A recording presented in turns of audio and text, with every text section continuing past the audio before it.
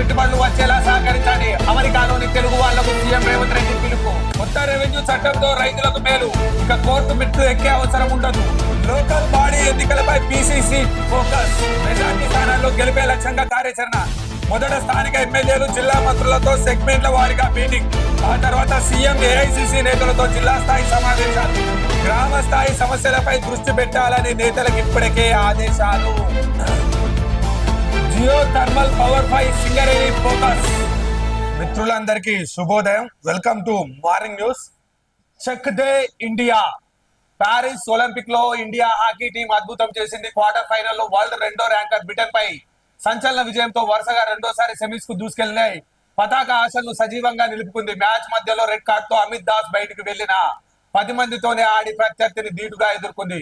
Shootout లో goal keeper PR జేష్ అడ్డుగోడలా నిలబడి టీమిండియాకు చిరస్మరణ విజయాన్ని అందించాడు. దీనితో ఏదైతే గతంలో జరిగినటువంటి కాంస్య పథకంతో పాటుగా భారత్ పసిడి పథకంపై హాకీ టీంలో పసిడి పథకంపై గురి పెట్టింది. ఆ గురిలో పోటీలో ఇప్పటికీ సజీవంగా నిలబడిందని రాష్ట్రాన్ని అభివృద్ధి చేసుకుందాం. పెద్ద మొత్తంలో పెట్టుబడులు వచ్చేలా సహకరించండి. అమెరికాలోని తెలుగు వాళ్లకు సీఎం రేవంత్ రెడ్డి పిలుపు. న్యూయార్క్ లో ముఖ్యమంత్రి ఘన స్వాగతం. 10 రోజులు అమెరికా సౌత్ కొరియాలో పర్యటన. అమెరికాకు బయలుదేరిన మంత్రి శ్రీధర్ బాబు గారు. CM Revanth Reddy America tour లో పాల్గొనేందుకు మరో బృందం ఆదివారం హైదరాబాద్ నుంచి బయలుదేరి వెళ్లింది. ఇందులో ఐటీ పరిశ్రమల శాఖ మంత్రి శ్రీధర్ బాబు గారితో పాటు సంబంధిత శాఖల అధికారులు ఉన్నారు. సోమవారం ఈ టీం సీఎం రేవంత్ బృందంతో కలిసి ప్రముఖ కంపెనీల సమావేశాల్లో పాల్గొననున్నది. తెలంగాణకు ఏపీకి చెందిన ఎన్ఆర్ఐ సోదరిమణులతో గుండె నిండా ప్రేమ ఆప్యాయతో తమ బృందానికి స్వాగతం పలకడానికి రావడం ఎంతో సంతోషంగా ఉందని సీఎం రేవంత్ రెడ్డి తెలిపారు. తెలంగాణ అభివృద్ధి కోసం తెలుగు వారైన ఎన్ఆర్ఐలు తమ వంతు సహకారాన్ని అందించాలని, రాష్ట్రానికి పెద్ద మొత్తంలో పెట్టుబడులు వచ్చేలా సహకరించాలని కోరారు. కొత్త రెవెన్యూ చట్టంతో రైతులకు మేలు. ఇక కోర్టు మెట్లు ఎక్కే అవసరం ఉండదు. ఇది 4 గోడ మధ్యలో తయారు చేసింది కాదు, ప్రజాభిప్రాయంతో రూపొందించింది. దెబ్బతిన్న రెవెన్యూ వ్యవస్థను ప్రభుత్వం నిలబెడుతుంది. కొత్త ROR చట్టం ముసాయిదాపై చర్చల్లో వ్యక్తులు సామాన్యులకు అర్థమయ్యేలా ఉన్నది. లచ్చిరెడ్డి గారు 18 రాష్ట్రాల్లో అధ్యయనం చేసి రూపొందించాం. భూమి సునీల్. ఇది చరిత్రలో నిలిచిపోతుంది. Professor BV Reddy.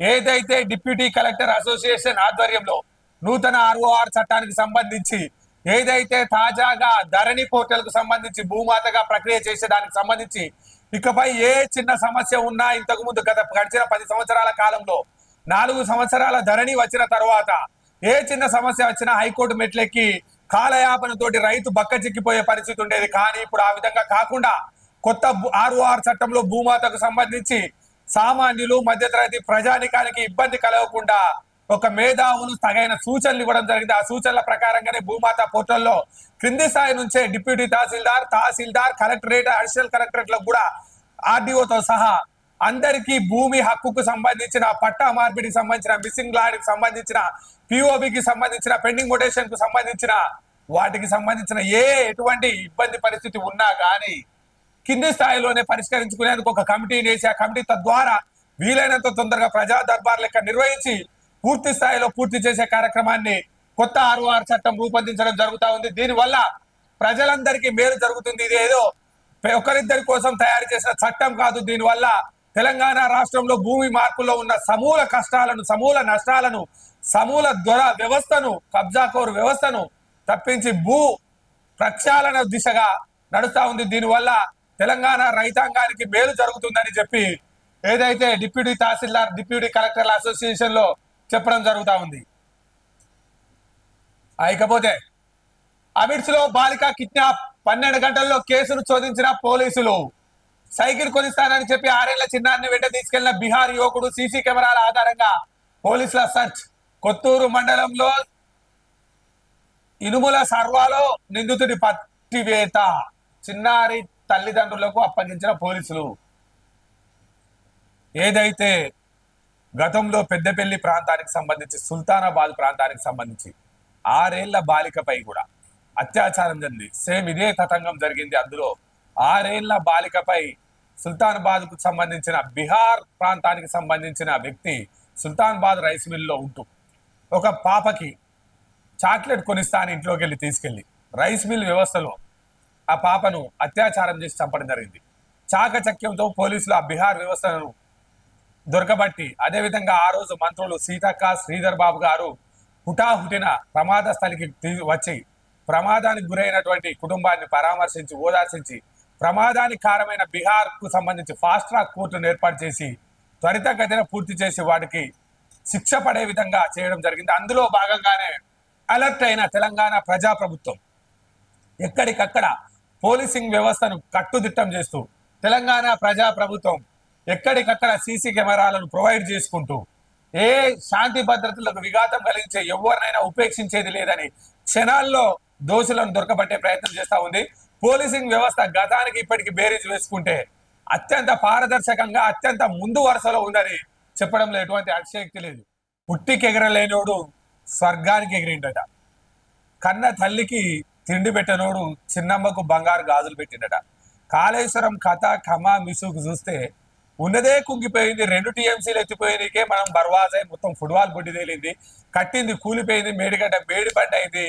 అసలు నీళ్లు మా మంత్రి ప్రజల త్యాగాల మీద పునాదుల మీద వేసినటువంటి కాళేశ్వరం ప్రాజెక్టు గంగాలో కలిసిపోతా ఉన్నది, సముద్ర పాలైందని ఓ పక్క కుయ్యో ముర్రో అని ముర్రుతా ఉంటే ఏదైతే సార్వత్రిక ఎన్నికలకు ముందు ఇంకా ఎమ్మెల్యే ఎలక్షన్ కు ముందు వరుసలో ఒక 3 నెలల ముందడు మేము 3వ టీఎంసీకి అనుమతులు తీసుకొస్తాం, 3వ టీఎంసీ కాళేశ్వరం నుంచి 3వ టీఎంసీ 2 టీఎంసీలు కాకుండా 3వ టీఎంసీని కూడా ఎత్తిపారబోసేందుకు మోటార్లను సవరిస్తున్నాం, మోటార్లు తెస్తున్నాం అని చెప్పి నేషనల్ గ్రెయిన్ ట్రిబ్యునల్ ఎటువంటి సిఫారసు చేయకుండా వద్దు అని చెప్పిన, నేషనల్ డ్యామ్ సేఫ్టీ అథారిటీ చెప్పిన, కేంద్ర ప్రభుత్వం ఎటువంటి అనుమతులు ఇవ్వకుండా, ఫారెస్ట్ క్లియరెన్స్ లేకపోయినా కేసీఆర్ ధనదాహానికి దాదాపుగా 20,000 కోట్ల రూపాయలు తెలంగాణ ప్రభుత్వం కాళేశ్వరం పేరు మీద బంగాళాఖాతంలో కల్పించింది. దానికి సంబంధించిన కథ కమమిషా. కాళేశ్వరం 3వ టీఎంసీకి పెట్టిన పైసలు మునిగినట్టే. 20,000 కోట్లు దారపోసిన గత బీఆర్ఎస్ సర్కార్ 33,450 కోట్ల అంచనాలతో 2019లో పనులు స్టార్ట్. ఇప్పటికే 20,372 కోట్లు ఖర్చు. ఇందులో 17,051 కోట్ల అప్పులే. అనుమతులు లేకుండానే ముందుకు. మేడిగడ్డ కుంగడంతో 2 టీఎంసీల నీళ్ళెత్తిపోసుకోలేని పరిస్థితి. ఖాళీగా ఉంటున్న మోటార్లు. ఇలాంటి స్థితిలో 3వ టీఎంసీ ఉత్తదేనంటున్న ఇంజనీర్లు. ఇంకో భూపాలపల్లి కన్నెపల్లి పంప్ హౌస్ లోకి 3వ టీఎంసీ పంపింగ్ కోసం అమర్చినటువంటి మోటార్లను మనం చూడొచ్చు. ఏదైతే ఇవి గతంలో 2వ టీఎంసీకి సంబంధించిన మోటార్లే మొత్తం నీళ్ళు వచ్చి సత్రాలు కొట్టి ఎక్కడికక్కడికి మునిగిపోయి బాహుబలి మోటార్లు, చైనా మోటార్లు, ఆస్ట్రేలియా మోటార్లు అని చెప్పి 1,700 కోట్ల రూపాయలతో పట్టా తేవాల్సిన మోటార్లను 7,500 కోట్ల రూపాయలు పెట్టుబడిగా చూయించి మెగా కంపెనీకి దారి దోపిడి వ్యవస్థ లెక్క దోచుకున్నోనికి దోచుకున్నంత అన్న చందంగా కాళేశ్వరం ప్రాజెక్టుని ఎనీ టైం మనీ సెంటర్ లెక్క ఏటీఎం లాగా వాడి మళ్ళీ 3వ టీఎంసీ కోసం అని చివరిలో 20,372 కోట్ల రూపాయల ఖర్చుతోటి ఈ సెటప్ అంతా చేసింది బీఆర్ఎస్ పార్టీ. ఈ సెటప్ అంతా ఇంతకుముందు చెప్పుకున్నాం మనం ఈ సెటప్ గురించి. ఉట్టికి ఎగిరలేడు స్వర్గానికి ఎగిరినట్టు. కట్టుకున్నదే వేంద్ర నాయన అంటే ఇంకో కొత్త దాని కోసం వచ్చిండట. ఉన్నదాన్నే రిపేర్ చేసుకోలే కానీ ఇంకో కొత్త దాని కోసం వచ్చిండట. కాళేశ్వరం ప్రాజెక్ట్ లో 3వ టీఎంసీ పనుల కోసం పెట్టిన పైసలన్నీ మునిగినట్టే అనే అభిప్రాయం వ్యక్తం అవుతుంది. గత బీఆర్ఎస్ సర్కారీ పనులపై 20,000 కోట్ల రూపాయలు ఖర్చు చేసింది. ఇందులో 17,000 కోట్లకు పైగా నిధులు అప్పు తీసుకొచ్చి ఖర్చు చేసింది. అనుమతులు లేకుండానే పనులు చేపట్టడం, భూసేకరణకు రైతులు ఒప్పుకోకపోవడం, మేడిగడ్డ బ్యారేజీ కుంగడం, రిపేర్లు చేసిన బ్యారేజీలో పూర్తి స్థాయి నిల్వ చేసే పరిస్థితి లేకపోవడం, మోటార్లన్నీ ఖాళీగా ఉండడం అటువంటి 3వ టీఎంసీ పనులకు ఆటంకంగా మారాయని ఇంజనీరింగ్ వర్గాలు చెప్తా ఉన్నాయి. సెంట్రల్ గవర్నమెంట్ వద్దన్నది, నేషనల్ గ్రీన్ ట్రిబ్యునల్ పర్మిషన్ ఇవ్వలేదు, నేషనల్ డ్యామ్ అథారిటీ అసలు ఒప్పుకోలేదు, కోర్టులు వద్దన్నాయి. అయినా కానీ కేసీఆర్ ధనదాహంతో మళ్ళీ 3వ టీఎంసీ అని కొత్త నాటకం సురువు చేసి దాదాపు 17,000 కోట్లు ఖర్చు చేసింది. దానికి సంబంధించిన ల్యాండ్ ఎక్విప్మెంట్ కు సంబంధించి, భూసేకరణకు సంబంధించి రైతులు ఇప్పటికే మా భూములు తీసుకొని మా భూముల్లో మిగతా భూముల్లో నష్టపరిహారానికి సంబంధించి బ్యాక్ వాటర్ తోటి మేము అన్నవో రామచంద్ర అని ఏడుస్తా ఉన్నాం.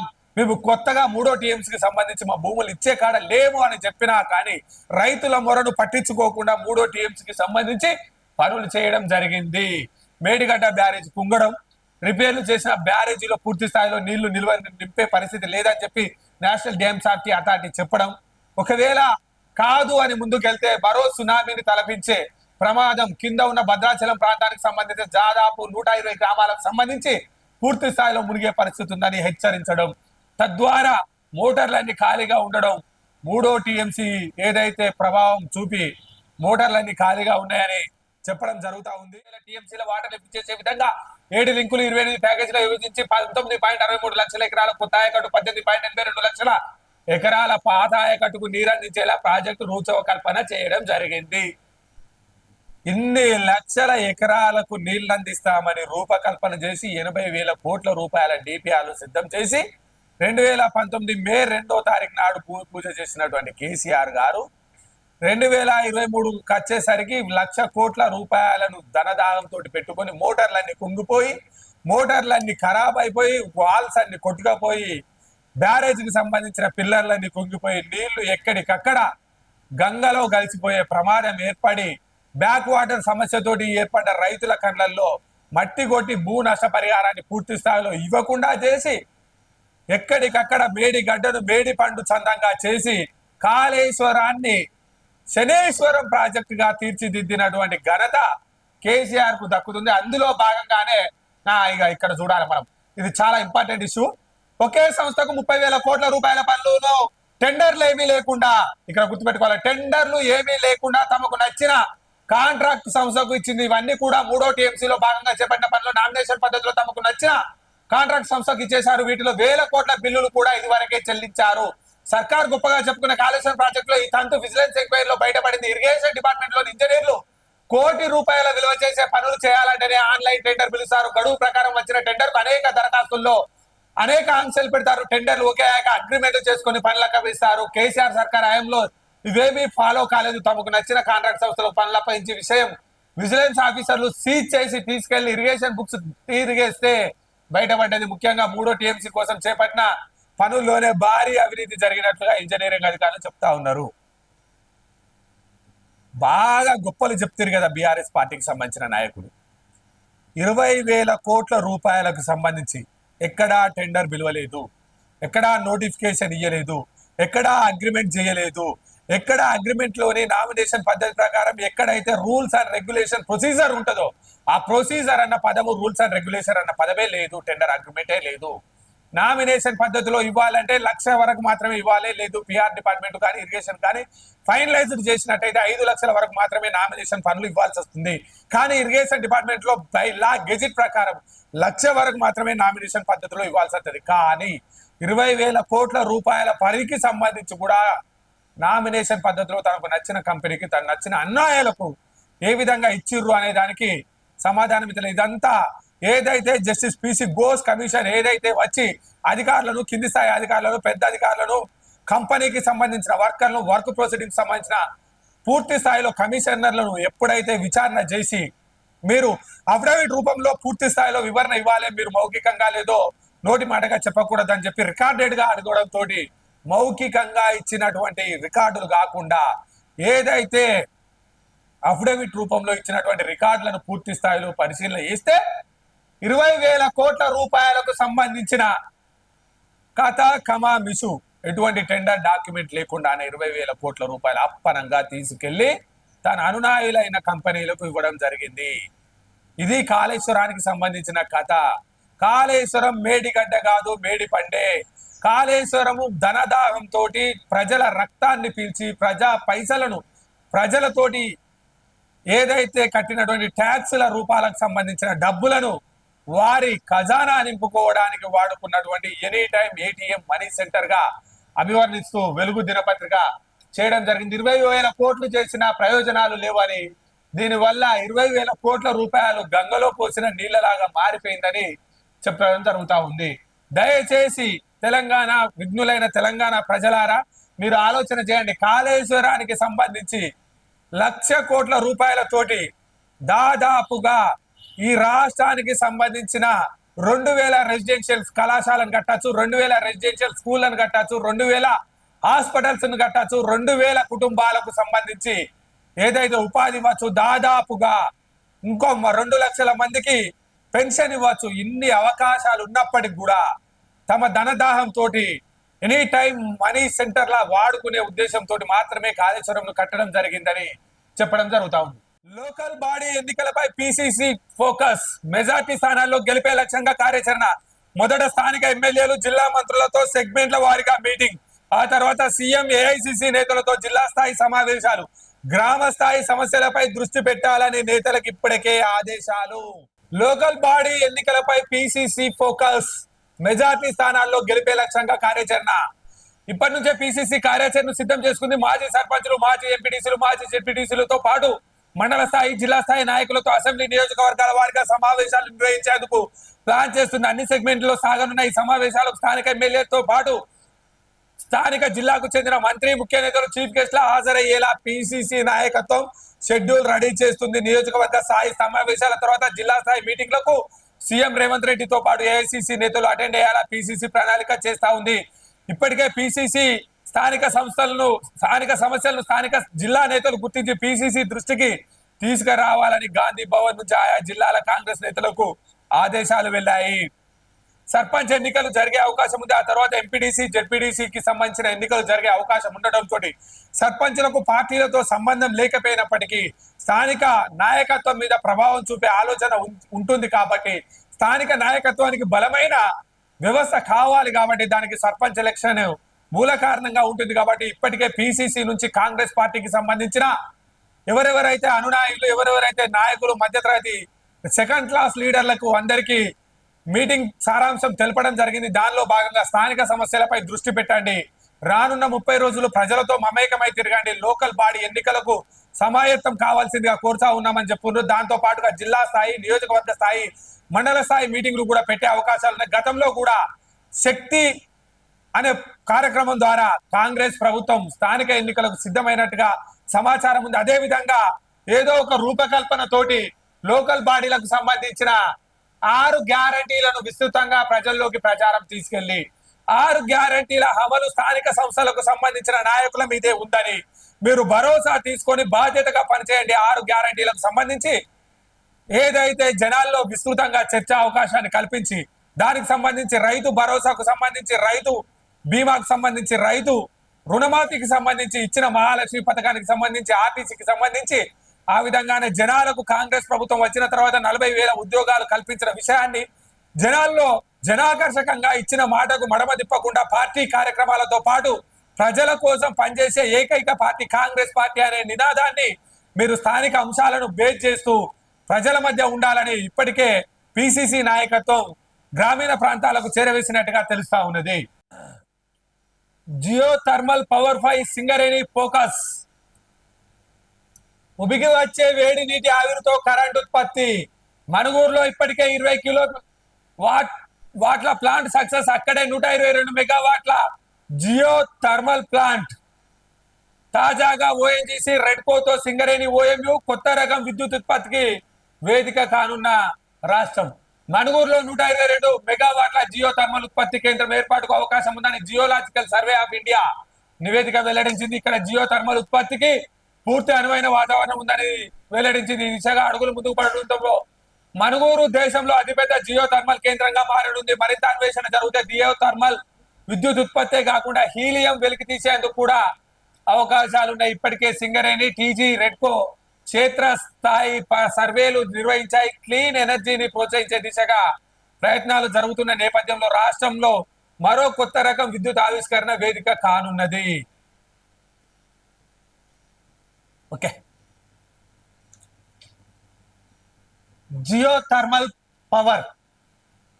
జియో థర్మల్ పవర్ మనం ఇప్పటి వరకు థర్మల్ పవర్ స్టేషన్లు మాత్రమే, బొగ్గు ఆధారిత థర్మల్ పవర్ స్టేషన్లను మాత్రమే చూడడం జరిగింది. ఏదైతే గోదావరి నది తీరం, నల్లని సింగరేణి, నల్లని బొగ్గు నిక్షేపాలు, సింగరేణి సిరులతోటి ఈ రాష్ట్ర అవసరాలకు, దేశ అవసరాలకు ప్రధాన పాత్ర వహించినటువంటి గోదావరి నది తీరం తెలంగాణ ప్రాంతానికి సంబంధించిన సింగరేణి కోల్బెల్ట్ ఏరియాను మనం ఇప్పటి వరకు చూసాం.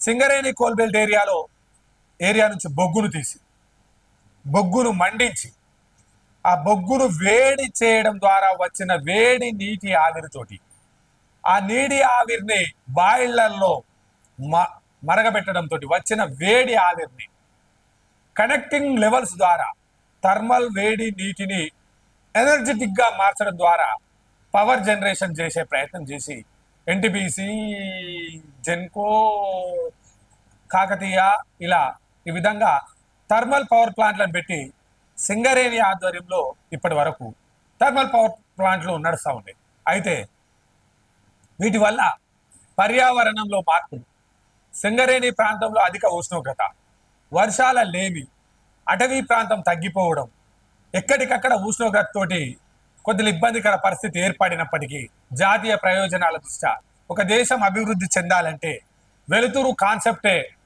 అభివృద్ధి చెందాలంటే వెలుగులు చిమ్మాలే కాబట్టి కొంచెం నష్టం జరిగినప్పటికీ కొంచెం కష్టసాధ్యమైన సింగరేణి ఆ ప్రయత్నం దిశగా అడుగులు వేసి దేశ చరిత్రలో సింగరేణికి తనకంటూ ఒక పేజీని లిఖించుకుంది. కానీ ఆ తర్వాత జరిగిన పరిణామ కార్యక్రమంలో సింగరేణి నుండి ఏదైతే థర్మల్ పవర్ ప్లాంట్కు సంబంధించి వ్యవస్థ నడతా ఉందో సోలార్ దిశగా అడుగులు వేయాలి. దేశంలో రానున్న రోజుల్లో సింగరేణి బొగ్గు గనికి సంబంధించిన బొగ్గు నిల్వ నిక్షేపాలు అంతమైపోతా ఉన్నాయి. ప్రపంచ వ్యవస్థతో పోటీకరణ జరుగుతున్న సమయంలో ప్రపంచ వ్యవస్థల్లో బొగ్గు తక్కువ ధరకు లభించే అవకాశం కల్పిస్తా ఉంది. ఇండియాలో ఉన్న నిల్వలు తగ్గిపోతున్నాయని చెప్పి solar power plant, wind power plant, గాలి నుంచి పవర్ను తయారు చేయడం, సోలార్ నుంచి పవర్ తయారు చేయడం అనే ప్రాజెక్టు తీసుకొని రావడం జరిగింది. హైడ్రో పవర్ ను, నీటి నుంచి పవర్ను తయారు చేయడం, జల ఉత్పాదక కేంద్రాలను తయారు చేయడం, ఈ విధంగా ఏదో విధంగా మనిషి అప్డేట్ అవుతూ, దేశం అప్డేట్ అవుతూ విద్యుత్ అవసరాలను తగ్గట్టుగా కొత్త పద్ధతిలో విద్యుత్ను సమీకరించుకుంటూ వచ్చింది. కానీ ఈ మధ్య కాలంలో పాశ్చాత్య దేశాలు, అప్గ్రేడ్ అయిన దేశాలు, చైనా లాంటి దేశాల్లో జియో పవర్ ప్లాంట్లు రావడం జరిగింది. అసలు ఏంటి ఈ జియో థర్మల్ పవర్ అంటే ఏంటి? జియో థర్మల్ పవర్ అంటే ఏదైతే వాతావరణానికి సంబంధించిన భూ నిక్షేప పొరల్లో మనం బోర్ వేయంగానే కొన్ని జాగల్లో వాటర్ పడుతుంది, కొన్ని జాగల్లో బొగ్గు చూర పడుతుంది, కొన్ని జాగల్లో కంకర రాయి పడుతుంది, కొన్ని జాగల్లో ఎర్ర రౌతు పడుతుంది, శుద్ధ రాయి పడుతుంది. ఆ పడ్డప్పుడు మనం బోరేసిన టైంలో కొంచెం భూ పొరల్లో రాపిడి వల్ల మనకు దానికి సంబంధించిన వేడి బయటికి రావడం జరుగుతుంది.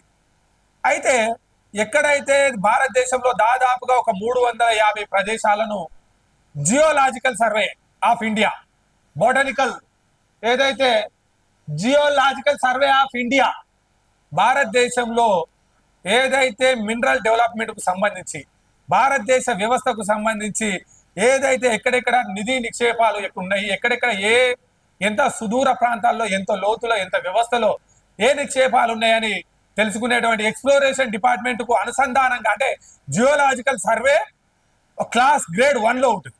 దానిలో తరతరాలుగా కింది స్థాయికి వచ్చేసరికి ఎక్స్ప్లోరేషన్ డిపార్ట్మెంట్ ఉంటుంది. అయితే ఈ జియోలాజికల్ సర్వే కొత్తగా అన్వేషణ చేసిన దాంట్లో దాదాపుగా 381 ప్రాంతాలను సర్వే చేస్తే కొన్ని ప్రాంతాల్లో బోర్ వేసిన ప్రాంతంలో ఎక్స్ప్లోరేషన్ డిపార్ట్మెంట్ ఏదైతే బోర్ నిక్షిప్తం చేస్తుందో, ఏదైతే భూమి పొరల్లో నుంచి పైకి రావాల్సిన వ్యర్థాలు ఉంటాయో వాటికి సంబంధించి అత్యంత వేడితో, అత్యంత ఉష్ణోగ్రతతో వేడి ఆవిరి బయటికి రావడం జరుగుతూ ఉంది. హై ఎనర్జెటిక్, అత్యంత వేడితో కూడినటువంటి ఆవిరి పైకి రావడం జరుగుతూ ఉంది.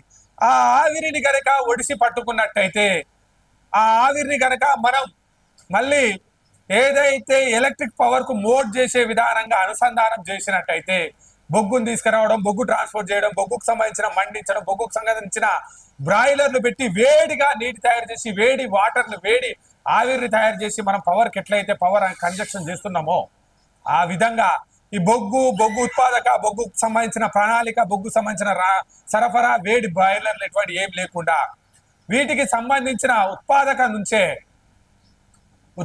నుంచే మనం పవర్ ను తయారు చేయొచ్చు. దానికి సంబంధించి భారతదేశంలో 381 ప్రాంతాలను గుర్తిస్తే, ఏదైతే ఖమ్మం జిల్లాకు సంబంధించిన మణుగూరు భూతాప కేంద్రానికి సంబంధించిన, ఏదైతే సింగరేణికి సంబంధించి మణుగూరు సమీపంలో ఉండే పడిగేరు అనే ప్రాంతంలో వీటికి సంబంధించిన అత్యంత లాభదాయకమైన జియోలాజికల్ సర్వే రిపోర్ట్ ప్రకారం అత్యంత లాభదాయకమైన ఏదైతే మన జియో థర్మల్ కు సంబంధించిన వేడి నీరు ఉబికి రావడం జరుగుతా ఉంది.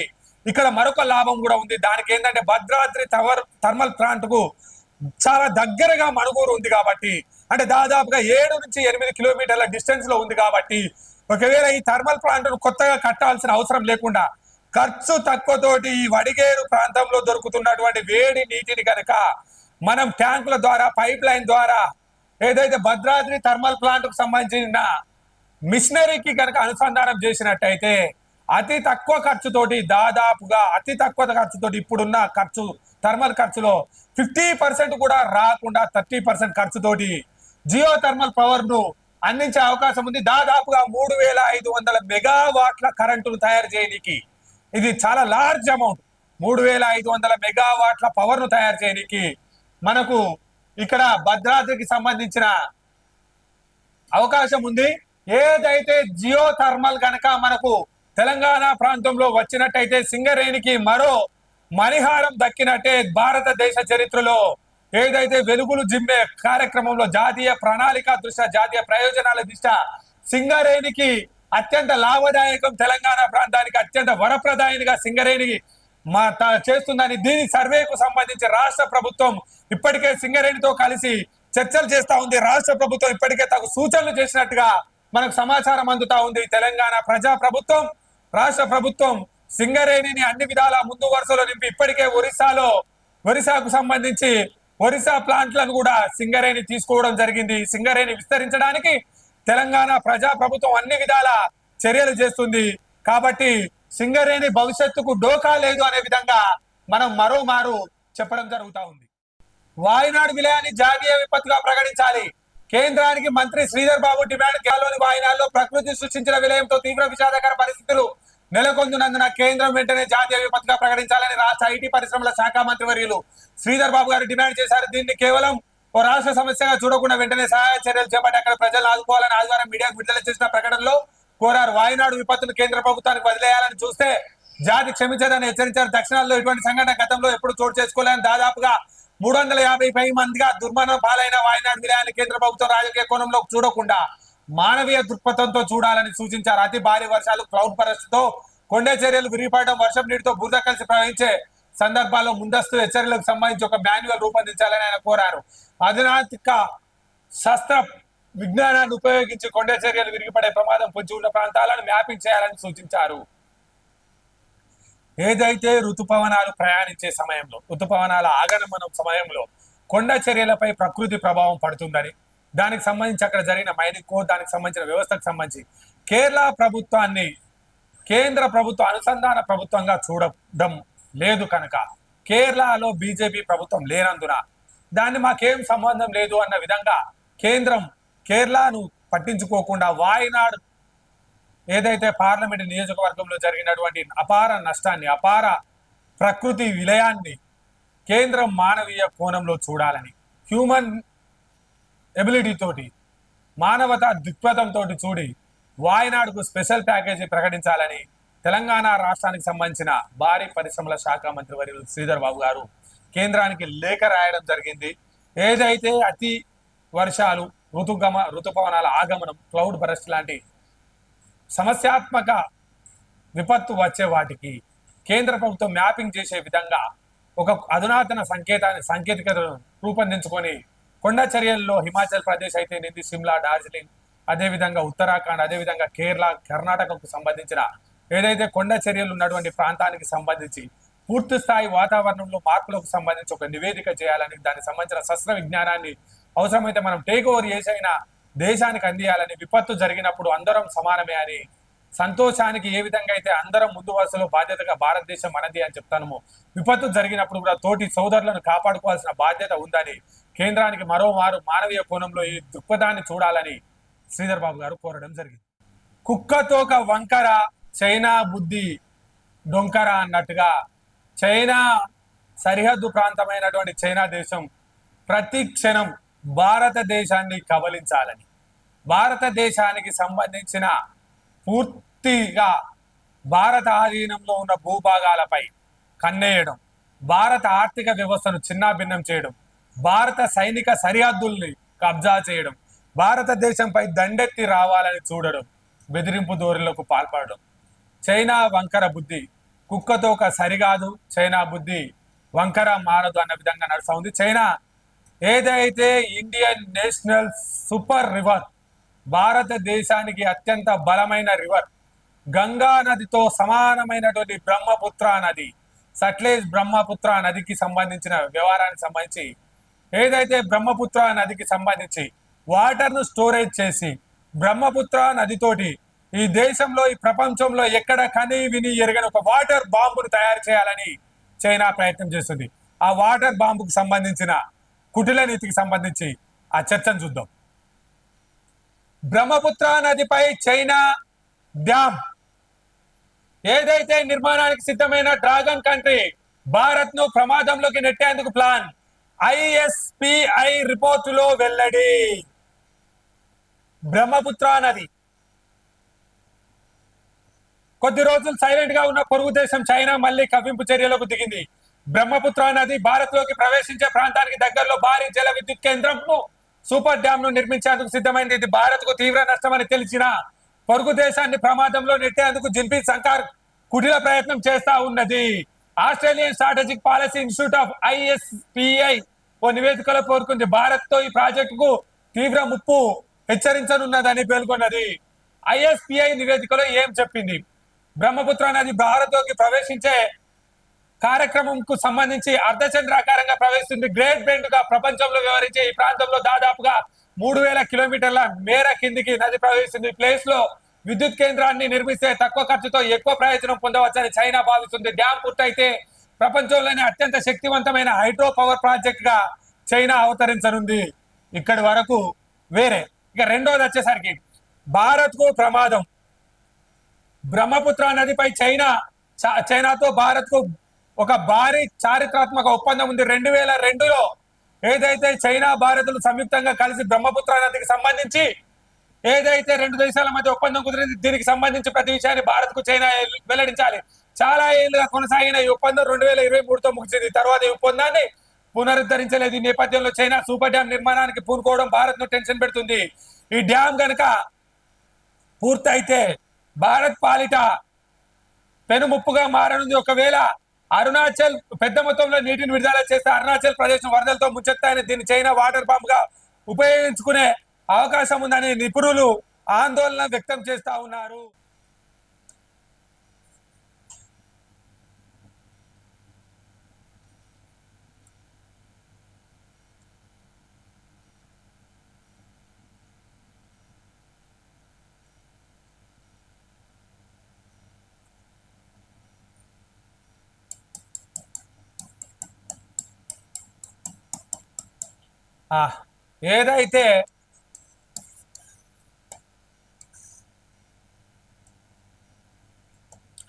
ఏదైతే భారతదేశానికి సంబంధించి అర్ధచంద్రాకార ప్రాంతంలో చైనా మనకు ఆనుకొని ఉన్న ప్రాంతానికి సంబంధించి ఏదైతే అరుణాచల్ ప్రదేశ్ ఉందో 1962 యుద్ధంలో ఈ ప్రాంతానికి సంబంధించి ఈ చుట్టుప్రక్కల ఈ ప్రాంతానికి సంబంధించి చైనా భారతదేశ సరిహద్దుకు సంబంధించి దాదాపుగా మన భూభోగాన్ని కొల్లగొట్టిన ప్రాంతానికి సంబంధించి ఇక్కడ భారతదేశానికి సంజీవనిలా ఇక్కడ నుంచి ప్రవహించిన బ్రహ్మపుత్ర నది భారతదేశంలోకి వచ్చి భారతదేశంలోని అనేక రాష్ట్రాలను సజీవంగా ఉంచుతూ ధాన్యాగారానికి లోటు రాకుండా సాగు తాగునీటికి ఉపయోగపడుతున్నటువంటి బ్రహ్మపుత్ర నదికి సంబంధించి 2002 ప్రాంతంలో ప్రపంచ దేశాలు సూచించిన మేరకు ద్వైపాక్షిక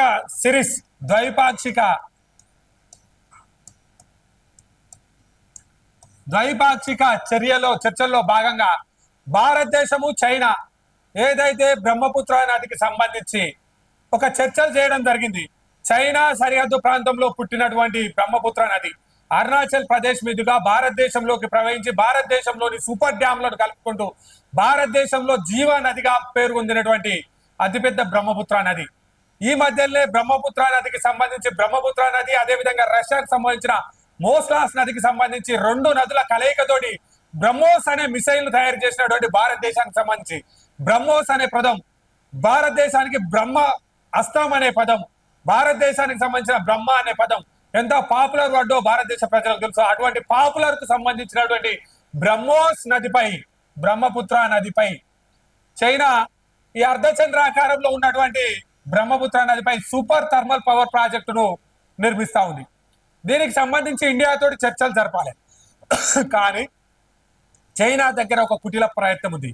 ఏదైతే చైనా దగ్గర J-20 విమానాలు, చైనా దగ్గర సైనికము, చైనా దగ్గర అణుబాంబులో, చైనా దగ్గర ఏదైతే ఖండాంతర క్షిపణిలో, చైనా దగ్గర ఉన్నటువంటి బాలిస్టిక్ క్షిపణిలో, చైనా దగ్గర ఉన్నటువంటి ఫైటర్ జెట్లో భారతదేశం ముందట సరితూగవు. చైనా దగ్గర ఉన్నటువంటి ఏ బాంబ్ అయినా భారతదేశం ముందట ఉన్నటువంటి మానవ వనరుల ముందట చైనా పనికి చాలదు. ప్రపంచంలోనే మేడ్ ఇన్ చైనాగా గుర్తింపు పొందినటువంటి China made in China number 1 స్థానాన్ని అతి కొద్ది రోజుల్లో భారతదేశం అందుకోబోతుంది. భారతదేశం చైనాకు పెను సవాల్గా మారింది. ఆర్థిక వ్యవస్థలో $5 ట్రిలియన్ల వ్యవస్థకు భారతదేశం రాబోతా ఉంది. ఏ రకంగా చూసినా ప్రపంచ ఆధిపత్యంలో చైనా ఆధిపత్యానికి గండి కొట్టే మరొక ఆసియా దేశం ఏదన్నా ఉందా అంటే అది ఇండియానే. చైనా సరిహద్దు ప్రాంతమైన ఫిలిప్పైన్స్, వియత్నాం కు సంబంధించి భారతదేశంలో తయారైనటువంటి బ్రహ్మోస్ క్షిపణులు మోహరించబడ్డాయి. చైనాకు భద్రశత్రువుగా ఉన్నటువంటి జపాన్ కు సంబంధించి భారతదేశం మిత్ర సహకారం నడుస్తా ఉంది. చైనాకు అనుసంధానంగా ఉన్నటువంటి ఇండోనేషియా, చైనా సరిహద్దు ప్రాంతానికి సంబంధించిన దీవులు, సులేమా దీవులకు సంబంధించి భారతదేశానికి అనుసంధానంగా ఉండి చైనా సరిహద్దు ప్రాంతానికి సంబంధించి ఏ దీవులతోటైతే ఏ దేశాలతోటైతే చైనా ప్రాంతం లొల్లి పెట్టుకుంటూ ఏదైతే చైనా దక్షిణ సముద్రాన్ని కబ్జా చేసి చైనా ప్రాంతానికి సంబంధించిన దేశాలపై ఆధిపత్య పోరు సాగించాలని అనుకుంటుందో వాటన్నికి అడ్డుగోడలుగా నిలబడి మిత్రపక్షాలకు అండగా చేయుతనిచ్చినటువంటి ప్రభుత్వం, చేయుతనిచ్చినటువంటి దేశం భారతదేశం అవతరించింది. భారతదేశాన్ని ముత్యాల దేవితోటి అష్టదిగ్బంధనం చేయాలని చూసినప్పటికి కూడా అష్టబంధనాలను తెంపి చైనా యొక్క కుటిల నీతిని ఎదురొడ్డి ఓవైపు చైనా కొరల్లో చిక్కుకున్నటువంటి బంగ్లాదేశ్ ను కాపాడి చైనా సరిహద్దుల్లో విలవిలలాడుతున్న భూటాన్కు సైనిక సహకారాన్ని అందించి చైనా తోటి యుద్ధ మేఘాలు కన్ముకొచ్చినా కానీ పాకిస్తాన్ ను నిలువరించి చైనా తోటి సత్సంబంధాలు నెరిపి శ్రీలంకను కబంధ హస్తాల్లోకి తీసుకున్న ఆ కబంధ హస్తాలను తూలనాడి శ్రీలంకకు ఆర్థిక సహాయాన్ని అందించి చైనాకు చెక్ పెట్టే విధంగా క్వాడ్ గ్రూప్ ను సృష్టించి చైనాకు వ్యతిరేకంగా ఇండియా, జపాన్, దక్షిణ కొరియా, ఆస్ట్రేలియా కూటమిగా క్వాడ్ చేస్తూ చైనా దండయాత్రకు దండిగా అడ్డు నిలబడ్డ భారతదేశాన్ని ఒక సూపర్ బాంబు తోటి కొట్టాలన్న కుటిల నీతితోటి ప్రయత్నం చేసింది. ఆ సూపర్ బాంబు ప్రయోగమే వాటర్ బాంబ్. ఇదంతా వాటర్. ఏదైతే ప్రపంచంలోనే అత్యంత పెద్ద నదిగా భావిస్తున్నటువంటి బ్రహ్మపుత్ర నదిపై అర్ధచంద్రాకాలంలో భారత్ యొక్క అరుణాచల్ ప్రదేశ్ నుంచి భారత్ వైపు వచ్చే చైనాకు సంబంధించిన చైనా ప్రాంతంలో పుట్టినటువంటి ఈ నదిపై అర్ధచంద్రాకారంలో ఉన్న ఈ ప్రాంతంలో సూపర్ పవర్ హైడల్ ప్రాజెక్టు నిర్మిస్తే మనకేంది, నిర్మించుకొని మనకు వచ్చే నష్టం ఏంది అని అనుకోవచ్చు. సూపర్ హైడల్ ప్రాజెక్టు వల్ల మనకు వచ్చే నష్టం ఏంది, వాళ్ళ దేశానికి ఏదో పవర్ కన్జంప్షన్ కోసం నిర్మించుకుంటుంది కదా అని అనుకోవచ్చు. అదే విధంగా నిర్మించుకోవాలనుకుంటే చైనా ఈ ప్రాంతంలో నిర్మించుకోవచ్చు, ఇది చైనా భాగమే. లేదనుకుంటే ఈ ప్రాంతంలో నిర్మించుకోవచ్చు, ఇది చైనా భాగమే. కానీ భారతదేశానికి ఏదైతే అర్ధచంద్రాకారంలో ఉందో ఫ్లాట్ గా ఉన్న ప్రాంతంలో ప్రాజెక్టు నిర్మిస్తే దానికి సంబంధించిన ఏదైతే వాటర్ ఫ్లో తక్కువ మోతాదులో అంటే జీవన ప్రమాణ శైలికి సహజ సిద్ధంగా వెళ్తుంది. కానీ ఎప్పుడైతే ఎత్తిపోసే ప్రయోగాత్మకంగా 300 చదరపు మీటర్ల దూరం అంటే దాదాపుగా ఏకదం వాటర్ ప్రాసెస్ అనేది ఈ విధంగా పడుతుంది. అదే వాటర్ ప్రాసెస్ ఈ విధంగా పోయి ఈ విధంగా వచ్చేదానికి వాటర్ ప్రాసెస్ అనేది డైరెక్ట్ గా ఈ విధంగా దేశంపై పడేదానికి ఈ విధంగా పడడానికి చాలా తేడా ఉంటుంది. ఏదైతే ఫ్లాట్ గా ఉందో ఈ మోతాదులో వాటర్ వస్తా ఉంటుంది, వచ్చి కొంత దూరం వచ్చినాక పరిస్థితి. కానీ అర్ధచంద్రాకారంగా ఉండడంతో వాటర్ పడడంతో ఇండియాకు మొత్తం ప్రమాద హెచ్చరిక విధంగా ఈ విధమైన వాటర్ ఫ్లో ఇండియా సరిహద్దు ప్రాంతానికి పడతా ఉంటది. ఆ విధంగా ఇండియా ప్రాంతానికి అత్యధిక ఎత్తు భాగం నుంచి 3000 కిలోమీటర్లకు సంబంధించి 300,000 చదరపు కిలోమీటర్లకు సంబంధించి పై స్పీడ్ తోటి హైడ్రల్ పవర్ ప్రాజెక్ట్ అదే నార్మల్ గా వాటర్ లిఫ్ట్ చేసేదానికి ఉన్న హైడ్రల్ ప్రాజెక్ట్ ఏంటంటే నార్మల్ గా లిఫ్ట్ చేసే వాటర్ కు దానికి దాదాపుగా 10 రెట్ల స్పీడ్ తోటి హైడల్ ప్రాజెక్ట్ నిర్మించినట్లయితే ఒకేసారిగా భారతదేశాన్ని అరుణాచల్ ప్రదేశ్ తో సహా ఒక సునామీ వాతావరణం తోటి భారతదేశంలో ఉన్న దాదాపుగా 4 రాష్ట్రాలను మొత్తం జల ప్రళయం తోటి ముంచొచ్చే అవకాశం ఉంది.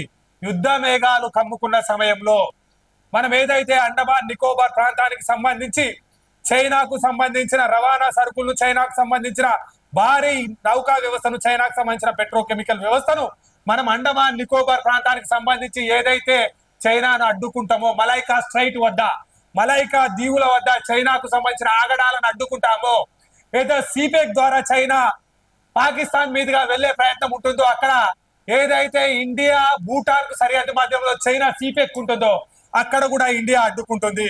మలైకా స్ట్రైట్ వద్ద కూడా చైనా ప్రాంతాన్ని ఇండియా పూర్తి స్థాయిలో నిలువరిస్తుంది. కాబట్టి చైనాకు రాకపోకల మధ్య కానీ, చైనాకు వాణిజ్యపరంగా కానీ పూర్తి స్థాయిలో దెబ్బ కొట్టే ప్రయత్నం ఇండియా వద్ద ఉంది. ఇండియా వద్ద ఉన్న మాస్టర్ స్ట్రోక్ బాంబుకు ధీటుగా చైనా ఇండియా జనాభాను, ఇండియా యొక్క ప్రజలను పూర్తి స్థాయిలో నష్టపరిచే కుటిల యత్నం చేస్తా ఉంది. దీని ప్రకారం ప్రపంచ దేశాలకు సంబంధించి ద్వైపాక్షిక లిమిట్ ప్రకారము ఏదైతే బ్రహ్మపుత్ర నదిపై ఏ ప్రాజెక్టు నిర్మించినా భారత్ కు సమీక్షలో పాల్గొనే అవకాశాన్ని కల్పించాలని భారత్ కు సంబంధించిన విషయాన్ని పరిజ్ఞానంలోకి తీసుకోవాల్సిన అవసరం ఉంది. కానీ చైనా తన కుటిల నూతితోటి ఈ ప్రాజెక్ట్ నిర్మిస్తా ఉందని, ఈ ప్రాజెక్ట్ నిర్మాణం వల్ల పెద్ద ఎత్తున ఇండియా పౌరులకు, ఇండియాలోని 4 రాష్ట్రాలకు ఇబ్బంది జరుగుతుందని గమనించాలని కేంద్ర ప్రభుత్వానికి సూచించడం జరుగుతుంది. కేంద్ర ప్రభుత్వం మాటికి మతోన్మాదంతో, కులాల మధ్య, మతాల మధ్య చిచ్చుతోటి, సైనిక స్థావరాల బేస్ క్యాంపులపై లొల్లులతోటి, అలజడులతోటి, ఆక్రమణలతోటి, మయన్మార్ లాంటి గొడవలతోటి, వాయనాడ్ లాంటి విపత్తులతోటి దేశాన్ని చిన్నాభిన్నం చేయకుండా చైనా యొక్క కుటిల నీటిని పరిగణలోకి తీసుకొని దేశమంతా ఏకతాటిగా ఉంటుంది. కాబట్టి దేశ ప్రజలంతా మీ ప్రభుత్వానికి అండగా నిలబడ్డారు. కాబట్టి భారతదేశాన్ని కాపాడాల్సిన బాధ్యత మీదే. కాబట్టి కేంద్రంలో ఉన్న బీజేపీ ప్రభుత్వం చైనా యొక్క వాటర్ బాంబుగా పిలువబడుతున్న, ప్రపంచ దేశాలని భయపడుతున్నటువంటి బ్రహ్మపుత్ర ఏదైతే రౌండ్ ద ల్యాండ్ కు సంబంధించిన బ్రహ్మపుత్ర ఇండియా కాంబినేషన్ సరిహద్దు ప్రాంతంలో కట్టనటువంటి హైడల్ ప్రాజెక్టును మీరు తప్పకుండా బంద్ చేయాల్సిన అవసరం ఉందని మన న్యూస్ ఛానల్ ద్వారా ప్రత్యేక కథనంగా చెప్పడం జరుగుతా ఉంది.